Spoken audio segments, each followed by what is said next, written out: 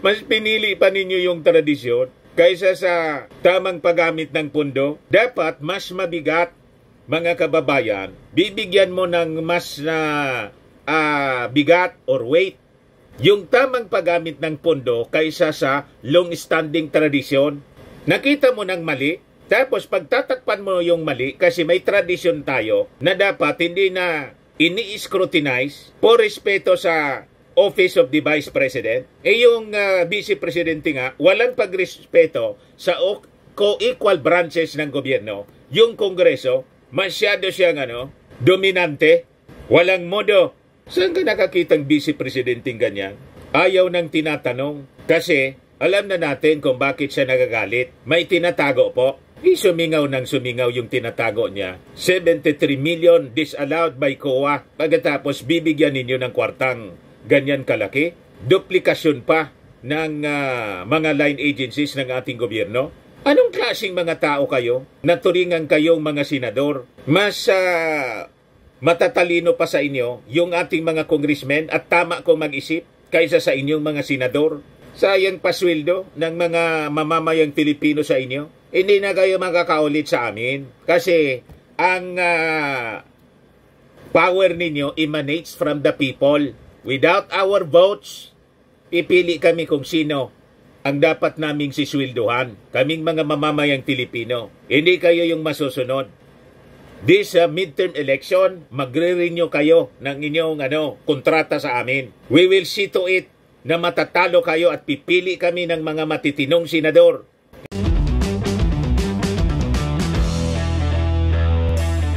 Ito naman po yung bago naming product na binibenta online.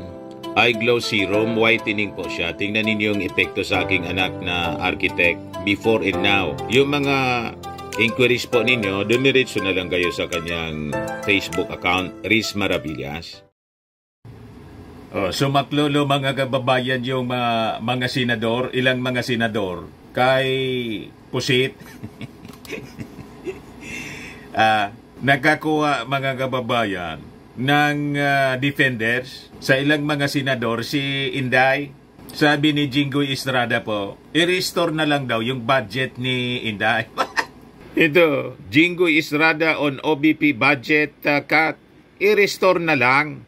Paano i-restore yung budget ni Inday? Hindi nga niya maipaliwanag kung paano ginastos yung mga previous budget niya, lalo na yung confidential funds. Itong ilang mga senador, wala ba kayong pagpapahalaga sa pera ng bayan? Palibasa hindi ninyo pera. Kaya mga kababayan, talagang dapat itong Senado, pag nagbago tayo ng gobyerno po, dapat itong Senado talaga isara na.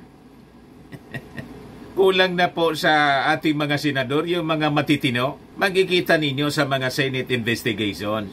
Mas matatalino, mas magagaling sa kanila, mas maraming brilliant congressmen kaysa itong mga senador na wala na kayo sa katinoan. Mas inuna pa ninyo yung tradisyon. Sabi ko nga mga kababayan, ang tradisyon po, kahit sa Bible, hindi po yon binibigyan ng weight.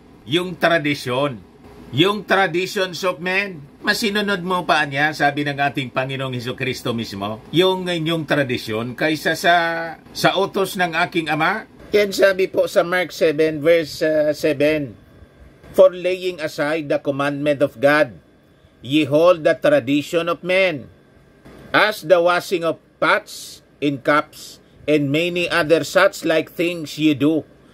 And he said unto them, full well ye reject the commandment of God, that ye may keep your own tradition.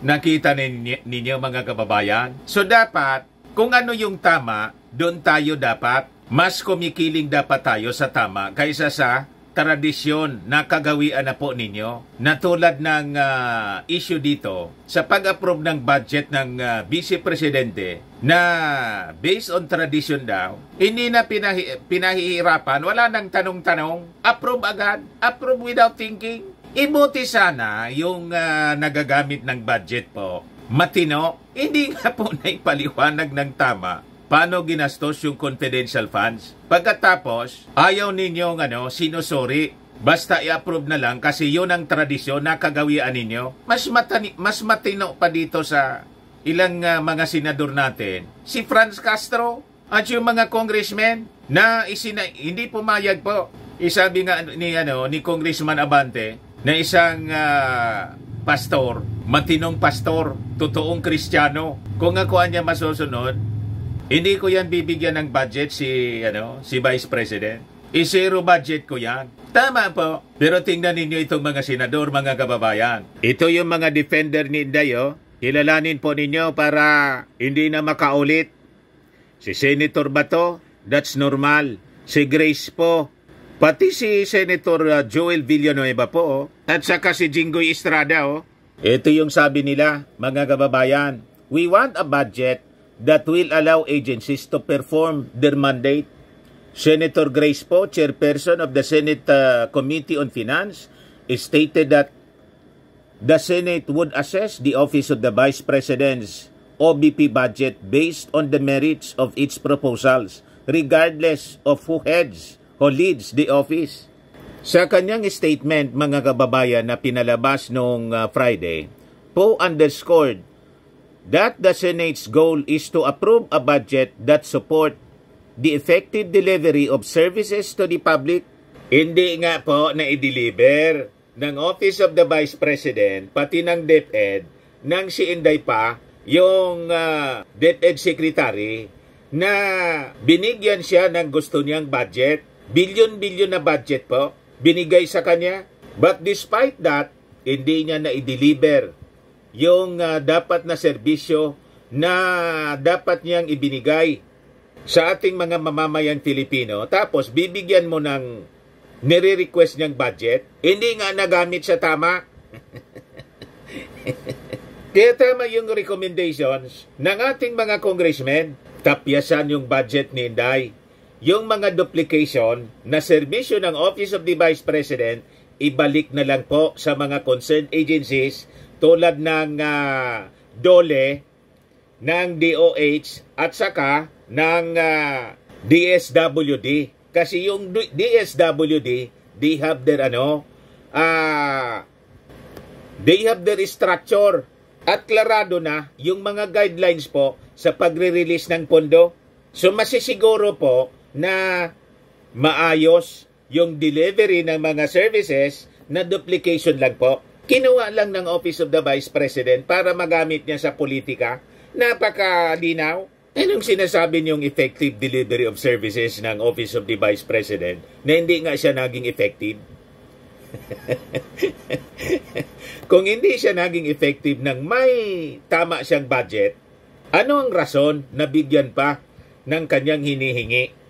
So, tama lang na tapyasan, mga kababayan. Kasi nga, sayang ng pondo ng gobyerno. So, may wisdom pa sa inyo, mga senador, yung ating mga congressmen. Kaya tama talaga na, may mga proposals na mag-shift na tayo sa parliamentary, unitary. Wala nang Senado, Congress na lang. Congress na lang yung itira kasi mas maraming mga congressmen matitino mag-isip kaysa sa inyo. Tama po? Kasi kahit po sa brilliance, malayo po kayo sa Quad Committee, itong mga senador natin. Lumalabas, mga amateur kayo ang dating ninyo, pati sa questioning po, yan mga reactions na mga mamamayang Filipino. Mas maraming magagaling tayo na mga congressmen kaysa sa mga senador. Makikita ninyo po sa Senate investigation, lalo na po kung si Bato yung nagtatanong. Diyan po sa Senado, ang medyo matitino lang pag nagtanong, si Risa Ontiveros tapos si Gatchalian. The rest po, parang mga kagawad sa barangay.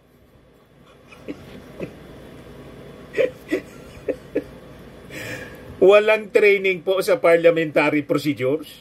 Malayong malayo po sa mga congressmen tulad ni Congresswoman Luistro. Magaling po yun si Congresswoman Luistro pag nagtatanong. Tapos si Congressman Acop, si Congressman Abante, si Adjong, si Barbers. Ito yung mga magagaling na congressmen. Mga bright po. Tapos yung Yangan, si Gutierrez, malayo sa quality. Mas mga bright yung ating mga congressmen kaysa sa mga senador.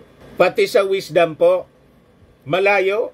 Sayang pasweldo sa inyo, mga senador. Imagine, bibigyan ninyo ng dating budget si Inday. Hindi nga niya nagamit ng maayos yung dati niyang budget. So sabi dito, during a press conference on Wednesday, September 11, Senator Bato de la Rosa, a known ally of Vice President Sara Duterte, emphasized the importance of respecting the long-standing tradition of granting the OVP and the Office of the President a smoother budget approval process without excessive scrutiny. Mas pinili pa ninyo yung tradisyon kaysa sa tamang paggamit ng pondo. Dapat mas mabigat, mga kababayan, bibigyan mo ng mas na bigat or weight yung tamang paggamit ng pondo kaysa sa long-standing tradisyon. Nakita mo ng mali, tapos pagtatakpan mo yung mali kasi may tradisyon tayo na dapat hindi na ini-scrutinize po respeto sa Office of the Vice President. Yung Vice Presidente nga, walang pagrespeto sa co-equal branches ng gobyerno. Yung Kongreso, masyado siyang dominante, walang modo. Saan ka nakakitang Vice Presidenting ganyan? Ayaw nang tinatanong kasi alam na natin kung bakit siya nagagalit. May tinatago po. Sumingaw ng sumingaw yung tinatago niya. 73 million disallowed by COA. Pagkatapos bibigyan ninyo ng kwartang ganyan kalaki. Duplikasyon pa ng mga line agencies ng ating gobyerno. Anong klaseng mga tao kayo? Naturingan kayong mga senador. Mas matatalino pa sa inyo yung ating mga congressmen at tama kong mag-isip kaysa sa inyong mga senador. Sayang pasweldo ng mga mamamayang Pilipino sa inyo. Hindi na kayo makakaulit sa amin kasi ang power ninyo emanates from the people. Without our votes, pipili kami kung sino ang dapat naming sisweldohan. Kaming mga mamamayang Pilipino. Hindi kayo yung masusunod. This midterm election, magre-renew kayo ng inyong kontrata sa amin. We will see to it na matatalo kayo at pipili kami ng mga matitinong senador.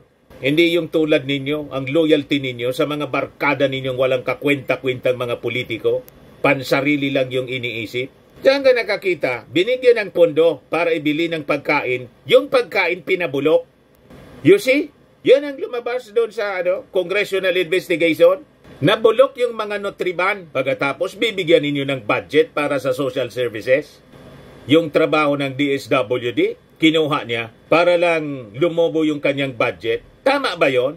Bakit? Pera ba ninyo yan? Sumusubra na kayo na mga senador. We will expose you ang inyong mga kabuktutan para hindi na kayo makaulit. Pasikat kayo Lahat lang kayo pasikat. Mga personal ninyong alliances with politicians na sa tingin ninyo makakakuha kayo ng boto. Hindi kayo makakakuha ng boto support sa amin. Tandaan ninyo ang pagmumuka ng mga taong ito, mga kababayan. Meanwhile, Senator Joel Villanueva was among the candidates endorsed by Duterte. Lahat pang personal nila. In 2022 elections, expressed concern during a virtual press briefing on September 13 over the significant reduction in the OVP's budget, questioning the decision to cut it by more than half despite the Vice President's role. Ano man yung role ng Vice Presidente? Spare tire? Mas tama pa yung posisyon ni Coco Pimentel. Sabi ni Coco Pimentel, dapat ang budget ng Vice Presidente, so tama lang para in case may mangyari sa yung dati, may mangyari sa Presidente, enough lang para siya makapag-assume ng office. Ganon lang yon. Yung sabi dito, but for Villanueva, tradition is more important than accounting for tax monies. Saan ka pulutin ng ganyang klaseng pag-iisip? Nagpakilala ka pa na isang Kristiyano na ang tatay mo nagtuturo din ng Bible, na ang sabi sa Bible napakalinaw. Walang kwenta yung tradisyon kung ang sinusuhay mo yung utos ng Diyos na tama. In like manner dito, kung yung sinusuhay mo yung tamang paggamit ng kwarta ay mas nalalagay sa peligro over the tradition na hindi na dapat sinasailalim sa scrutiny. Anong klaseng tao ka? Mas importante pa sa'yo yung tradisyon kaysa sa tamang paggamit ng kwarta na pinaghirapan ng mga mamamayang Pilipino. Anong turo sa Bible, Senator Villanueva, ng tatay mo, isang pastor? Wala kayatang natutunan? Mas matimbang pa sa'yo yung tradisyon kaysa sa paggawa ng tama? Anong klase kayo mga nagba-Bible study? Kaya sabi ko sa inyo, mas tama si Pastor Benny Abante. Sabi ni Congressman Benny Abante, kung ako lang yung masusunod, hindi ko na yan bibigyan ng budget si Inday. Sabi po ni Franz Castro, mas matino patuloy si Franz Castro kaysa sa dito sa mga senador natin po. Mas matino pang mag-isip. Ako kay Franz Castro kasi alam ko naman yung leanings niya. Ayaw ko man dito sa taong ito. Pero dito sa issue mga kababayan ng budget, I should be very, very objective. Kung tama yung sinasabi ng tao, approve natin. So, dito sa issue mga kababayan ng budget ni Inday, tama yung posisyon ni Franz Castro. Mas matino pa to kaysa sa mga senador natin. Sabi po ni Franz Castro, transparency anya and accountability must be above traditions. If not, then we will just have dogmas that do not serve the interests of the people but those of their oppressors. Tama po. Nakita mo nang winaldas yung kwarta. Pagkatapos, bibigyan mo ng budget because of tradition. Anong klaseng mga tao kayo? So sabi rito, Castro argued that it was more important to uphold transparency, tama, and accountability over traditions in government practices, including the ones that allow the offices of the President and Vice President to sail through budget deliberations every year without being scrutinized. O bakit anya Mr. Maravillas yung presidente hindi nag-attend? Ang presidente po, ang nag-attend yan, yung executive secretary, the little president. Hindi man talaga po nag-attend yung presidente sa budget deliberations.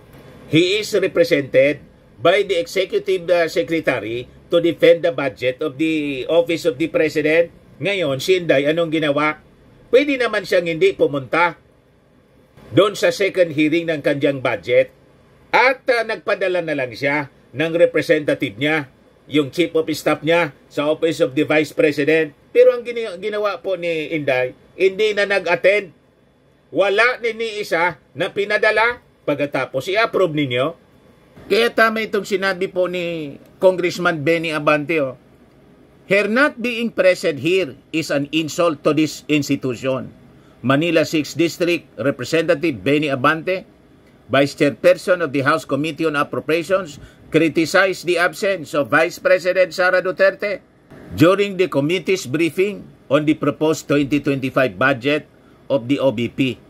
Abante emphasized that it is also long-standing tradition for agency heads to be present during budget deliberations.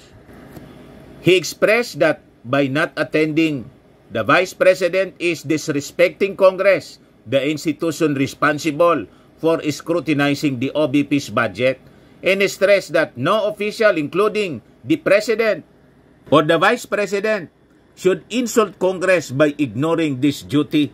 I do not care even if she is the Vice President, Madam Chair.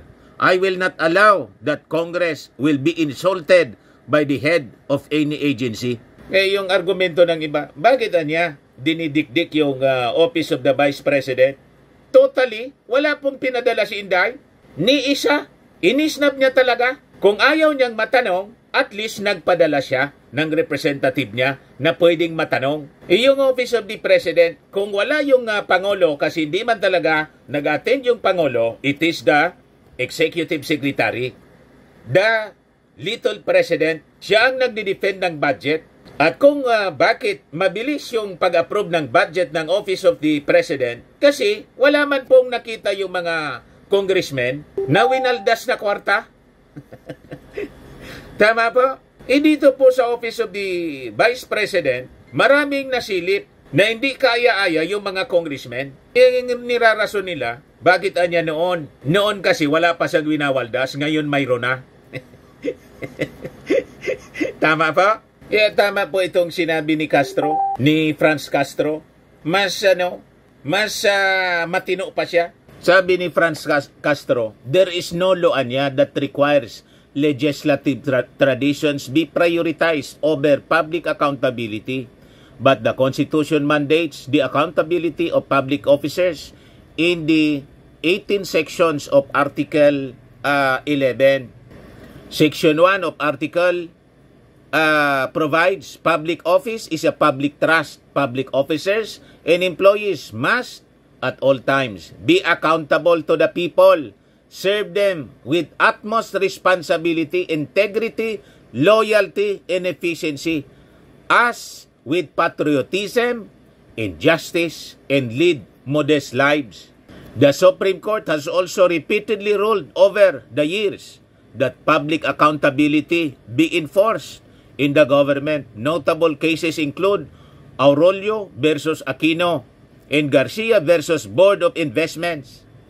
Paliwanag mga kababayan ni Franz Castro. Kaya tatandaan ninyo ito mga kababayan na mga pagmumuka nitong mga taong ito na mas na binigyan pa ng timbang, ng weight, yung tradisyon kaysa mga kababayan, accountability ng public officials. Sablay po yung mga pag-iisip ninyo na turingan kayong mga senador. Walang kakwenta-kwenta po yung mga posisyon ninyo.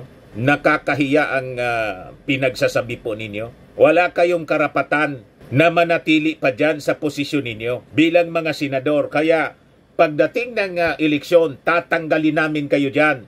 Kami ang masusunod kasi kami ang bumuboto po kung sino yung dapat naming siswelduhan na mga leaders namin. Hindi kayo ang magdidikta. In a democracy, power emanates from the people, hindi sa inyo. Swelduhan lang namin po kayo, mga senador. Ang yayabang ninyo. O ngayon, dito tayo sa isa pang balita mga kababayan. Tayo po ay nalulungkot kasi si Dr. Willie Ong na-diagnose po na may cancer. Ito siya. Doc Willie Ong blames stress for cancer diagnosis. Online bashers made it worse. Ayan po, si Dr. Willie Ong nangayayat na po. Sabi niya, I have a large abdominal cancer. It is serious, but I will fight this battle.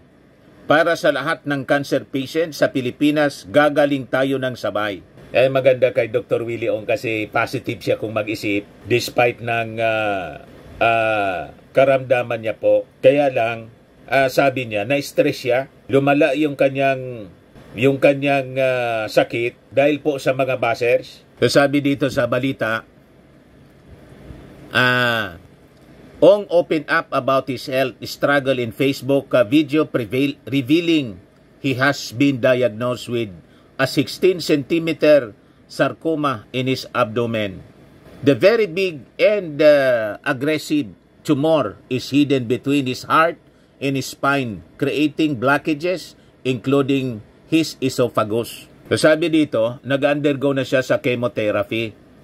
Ong recalled that he started experiencing severe back pain last August, saying, "It's the worst pain of my life." Several tests later confirmed his cancer diagnosis. Halos hindi daw siya makatulog. Ang pain niya sa level na 1 to 10, number 10 ang level ng pains na kanya pong kaya nangayayat siya, hindi siya makatulog. So nakakalungkot naman po na si Dr. Willie Ong po, marami naman siyang natulungan sa kanyang pagiging doktor. Yung vlogging niya po, maraming natutulungan po sa kanyang mga medical advice. Pero talagang ganyan po ang buhay. So sabi niya rito, the local doctor suspects that stress worsened by social media bashing aggravated his condition. Saan ko nakuha to? Tingin ko stress, kaya wag kayo magbabasa ng comments sa Facebook. Na-stress ako sa mga comments, sa mga bashers. Na-stress kasi hindi tunay lahat na sinasabi dahil sobra ko kayong mahal. Sobra kong mahal ang Pilipino. Sobrang mahal ko ang mahirap, tapos sasabihin nila ginagamit ko lang. One surrounded by his wife, Dr. Lisa in children is ready to fight the cancer and accept his fate. Pero ako, kahit ano naman, mabuhay, hindi mabuhay, okay lang sa akin. He admitted. Di ka niya, Mr. Maravillas, hindi ka ba na-stress sa mga bashers mo? Sabi ko sa inyo, influencers ako. Yun ang pagkakaiba namin ni Dr. Willie Ong. Iba yung personality namin. Kasi ako po, taga-media ako, mainstream ako eh. For the past, kasi sa media po, close to 40 years na ako. For more than 3 decades mga kababayan na ako ay niluto sa mainstream media. Hindi na ako tinatabla ng mga ganyan. Adobe na po itong pagmumukha ko. Ini-invite ko pa nga po itong mga bashers ko. Bashers, attack! Sabi ko, ako, influencers ako. Alangan man ako ang ma-influensya ninyo. Ba't ako pa-influensya? Papa-apekto ako sa sinasabi ng mga tao. Ang mga tao po, sasabihin nila ang gusto nilang sabihin. Gumawa ka ng mabuti, gumawa ka ng masama, may sasabihin ng tao. Tama po? Kaya ako po, hindi ako nagpapa-apekto kung ano pinagsasabi ng mga bashers ko. Bayaran, bayaran. Insyamada. O, si sweldo na niya. Binabasa ko yan lahat. Nag-enjoy po ako. Tapos magpo-post sila mga kababayan ng picture ko. At tapos, itatabi ako mga kababayan sa gorilla. Gusto nila to break my spirit. Wala kayong walang impikto yan po sa akin. Kasi ako, kilala ko yung sarili ko. Ang pagkatao ko, mga kababayan, kilala ko. Kaya malabo na ma-stress po tayo dito sa mga bashers ko. Kaya yung mga bashers, attack! Binabasa ko yan lahat po. Ang ginagawa ko, pinagtatawanan ko lang po sila. Kasi sabi po sa Bible, tama din itong dapat hindi siya nagpa-stress. Kasi talaga, magkakasakit kapag stressful ka, stressful ang buhay. Sabi po sa old saying, laughter is the best medicine. Lagi lang masaya. Biblical siya po. Proverbs 17:22, sabi ni King Solomon, a cheerful heart is good medicine, but a crushed spirit dries up the bones. Mas maganda sa sa King James. Asa na yung King James? A merry heart doeth good like a medicine. Pag masaya lagi, mga kababayan, gamot daw siya sa ating buhay. But a broken spirit dries the bones. Lagi lang masaya po. Huwag tayong malungkot. Kahit po ang mundo natin, there is tribulation always. Do not be troubled. Ganon dapat ang believer. Ipanalangin natin ang kagalingan po ni Dr. Willie Ong. Although ako kasi po siya advocate ng tuklaw. hindi kami magkasundo sa kanyang belief. Ipanalangin natin una yung salvation ng kanyang kaluluwa. Di ba? Kasi kahit yung buhay natin po, wala sa kontrol natin, mga kababayan. Ang ating Panginoong Diyos Ama sa langit po ang may kontrol. Kaya yung mga nababasa ko minsan sa social media, mga post sa Facebook, mabuhay ka niya hanggang gusto mo. Ay wala pong ganun. Kahit gusto mong mabuhay. Di ba? Tayo gustong mahaba yung ating buhay. Kaya nga pag birthday po, ang greetings natin sa ating mga kaibigan, happy birthday. Happy birthday. May you have many more birthdays to come. Yung iba, mabuhay ka niya hanggang gusto mo. Walang ganun po. Kahit gusto mo, kung ayaw na ng ating Panginoon, binawi na niya, wala tayong magagawa. Life is short, mga kababayan, sabi sa Bible. For what is your life? It is just like a vapor. Ngayon, makita mo, parang bula. Ngayon, makita mo, mamaya, wala na. Ganon kaigsi pala yung buhay ng tao. Kaya ready dapat tayo to face the Lord. Dapat be saved. Hindi ko alam kung ano yung belief ni Dr. Willie Ong. I pray na sana matagpuan niya, masumpungan niya yung kaligtasan galing sa ating Panginoong Hesukristo. Masyaran siya ng word of God. I-surrender niya yung kanyang sarili sa ating Panginoong Hesukristo para po siya maligtas yung kanyang kaluluwa. Total surrender, mga kababayan. Kasi napakaiksi ng buhay natin. At wala yon sa ating kontrol yan. James chapter 4 verse 14. Whereas ye know not what shall be on the morrow. Hindi natin alam ang bukas. Baka bukas wala na tayo. Diba? What is your life? Sabi diyan. For ye are a vapor that appeareth for a little time and then vanishes away. Mali yung mga nababasa ko po sa Facebook. Mabuhay ka niya hanggang gusto mo. Walang ganun po. Ang may kontrol ng buhay natin, yung ating Panginoon. May mga kilala po akong tao. Wala man alam na may tawag dito, may history ng sakit. Very very healthy. Mga kababayan, pag tiningnan mo, yung kilala kong direktor, laging nagja-jogging. Bigla lang natumba. Mga kababayan, hindi pala na-check. Inatake po. Heart attack na pala. You see? Yung iba naman, hindi man sa sakit, nabaril. Kung hindi nabaril, na aksidente. Yung iba naman, tulad ni yung artista po, si Rico yan. O di ba? Napakabata pa, binangungot. Ganun yung buhay ng tao. Hindi natin alam po. Kaya dapat lagi lang tayong ready. At tama din yung sinabi ni Dr. Willie Ong. Huwag tayong pa-stress. Yung mga tao na mga bashers po, ayaan lang po natin. Iyon ang ginagawa ko. Pinagtatawanan ko lang po sila. Nagiging source ko siya ng entertainment. Pag binabash po ako, tuwang-tuwa ako, sabi ko, tingnan mo, nagkakagulo na naman sila. Kinukuyog ako ng mga bashers. Sila yung na-stress. Ako po, natutuwa ako. Enjoy ako. Entertainment ko nga po yung pangbabash nila. Tama ba? Kasi ganyan ang natura ng sinful man, mga kababayan. Laging may sinasabi. Yung iba niyan, inggit. Lalo pag nag-post po ako, mga kababayan, ng pag-travel namin ni Mrs. Lalong nanggagalaiti yung mga nausog. Galit na galit sa akin. Natutuwa naman ako doon sa mga sumasagot na mga supporters ko. Inggit lang anya kayo kasi kay Mr. Maravillas kasi gumanda yung buhay. Bayaran daw ako ng ating Pangulong Bongbong Marcos.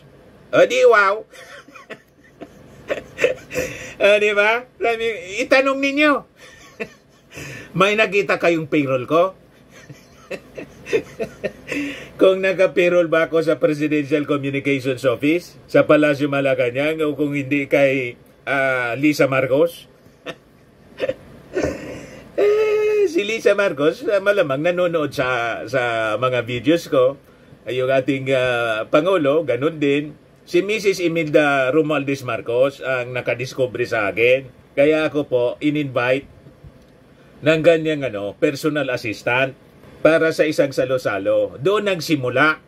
Pero before pa niyan, lagi na pong sumusuporta ako sa ginagawa ng mga Marcos kasi maganda naman po yung kanilang programa. Yung tatay ni Pangulong Bongbong Marcos, maganda kaysa sa mga sumunod na administration. Malayo po yung mga dilawan. Unparalleled mga kababayan, yung serbisyo na ginagawa ng mga Marcoses.